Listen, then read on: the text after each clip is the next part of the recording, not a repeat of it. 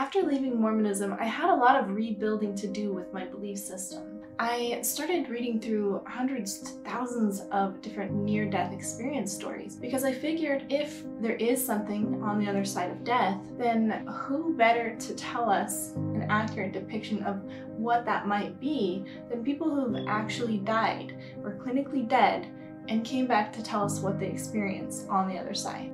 Now, I am going to make a video of some of my favorite near-death experiences, but in this video, I'm actually going to share with you something that I've never publicly shared before.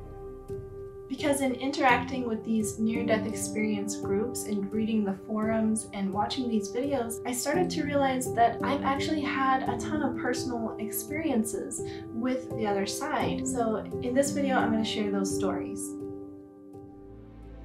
The first story is from elementary school. I had a friend and her little brother got hit by a car while riding his bike around the neighborhood. He was 9 years old and my friend and I were 11. I had hung out at their home many times before, and his death really affected me to the point that I was crying every day after school. One night I had a dream where I was hanging out at his house and he was chatting with me. And he looked me directly in the eye and he said, "You don't need to worry about me anymore. I am the happiest I've ever been." Then I woke up.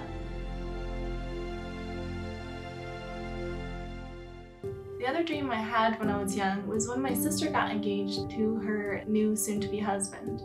I dreamed there was this little girl that looked kind of like the little girl in Monsters Incorporated, and I just knew that she was theirs. The crazy thing is that years later, my sister and her husband had 3 boys in a row, and they were really hoping to have a little girl. I don't know if anyone remembered that I had that dream, but sure enough, their 4th child was a little girl who looked exactly like the little girl I'd seen in my dream. The next few experiences are about my dad, who passed away last summer. A few months before my dad died, I had this dream that I was hiking with my kids, and I saw this other family hiking with their dad.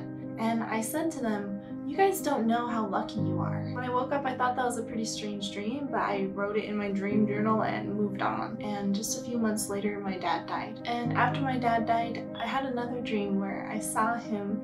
He was standing with one person on either side of him. I didn't see the other people's faces, but I saw him. He looked young, he looked handsome, he looked so happy, and we were just like telepathically communicating to each other, and he was just communicating back to me how happy he was. A few months later, I was thinking about my dad in meditation, and I felt his essence come through. This has never happened to me before, but I felt the way that he felt when he saw my mom for the first time, like how beautiful he thought she was. I felt in his heart a sadness that my mom never believed that he thought she was beautiful. And I felt him telling me to buy her flowers for her upcoming birthday and to write a card that said, "To the most beautiful woman in the world, love, Mark." He also told me that she loves yellow flowers. So for my mom's birthday, I sent the flowers with the card and just waited till the next day to call and ask how her birthday went. And she was in tears when I told her the story, when I told her what happened. She'd been wondering who on earth had sent those flowers, because obviously it wasn't my dad. And she told me that she did love yellow flowers, so that was just a good confirmation to me that something came through. The last story I'm going to share was something really personal to me that in reading all of the NDEs, I came to realize was similar to the NDEs that I was reading. It happened to me after a night of way too much drinking.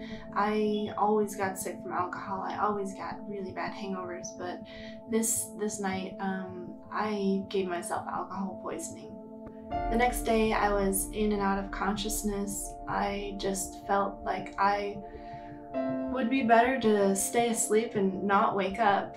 And somewhere in between dream world and being awake, I heard this voice out of nowhere that said, "Are you still happy here?" And it like jolted me out of my sleep. And for a minute, I was just sitting there, like contemplating why my subconscious would have asked me that question. And in the years since that experience, I felt like it was a choice of whether or not I want to stay here. The other implication that I kind of gleaned from that is that the whole purpose might be just, are you happy? And like, that's why you're here. So those are my experiences. In the next video, I'm going to share with you some of my favorite near-death experience stories from people who were clinically dead and the details that they saw while they were dead that they wouldn't have seen in any other way than their consciousness leaving their body. Thanks so much for watching, and I hope to see you in the next video.